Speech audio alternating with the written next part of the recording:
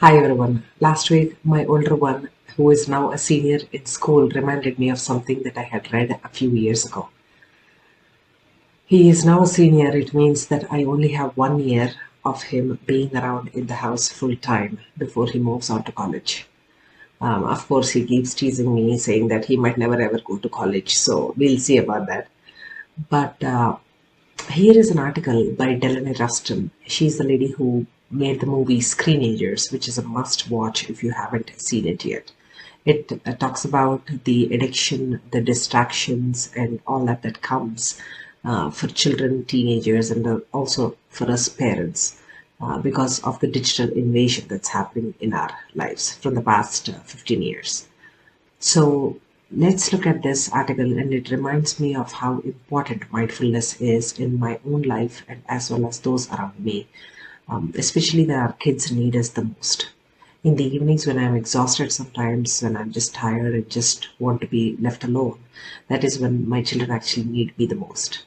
And articles like this help us to remember that it is very, very important that we stay present and use our energies carefully so that we don't fall prey to our distractions and our addictions as our willpower fades away in the evenings. So, here is the article that I'm talking about, Confessions of a Distracted Parent. What happens is Delaney's son calls from college, and that time she's actually working on her project and she is actually busy. Over the course of the conversation, she actually realizes that he had called to have a solid conversation with her. But what happens is, after she hangs up, she realizes that she was only half listening. And she says that she was not fully present, and it was evident by the tone of her voice.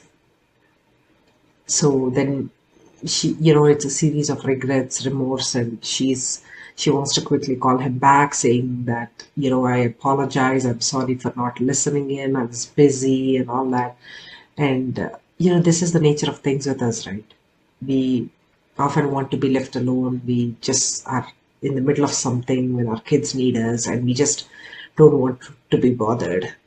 So we just quickly listen, try to give them a solution, or just acknowledge whatever they're saying and just be done with it, only to realize later on that maybe they wanted to lean in a little bit more, talk a little bit more in depth about whatever was on their mind.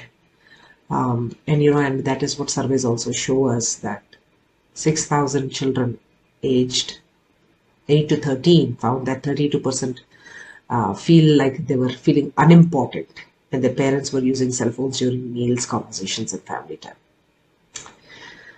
So I write about this also about why we are addicted to our phones and why it is not entirely our fault for being distracted and addicted the way we are. Of course, there is a willpower muscle that we must exercise, but at the same time, we must realize why we crave our digital distractions. Why is it that psychologically we want connection, we crave connection, and also how that is being exploited by the big tech, which is engineering our devices for addiction. Also, we have to understand how social media addiction works. It is always empowering. With that device in our hand, we can just speak our mind, we can just talk and express ourselves, we can condemn, we can revolt, we can acknowledge, we can do so many things, we can share our life's journey. It's just part of the addiction game. And of course, gaming addiction is an altogether another level, where we are constantly trying to level up. We are never satiated with the score that we have gotten. Today, 1,000 might be a good score, but tomorrow we want to level up and make it 1,200, 1,500, 2,000. So that is what big tech is exploiting. So please try to understand it. Please try to be mindful with your children, especially when they need you the most. Thank you so much.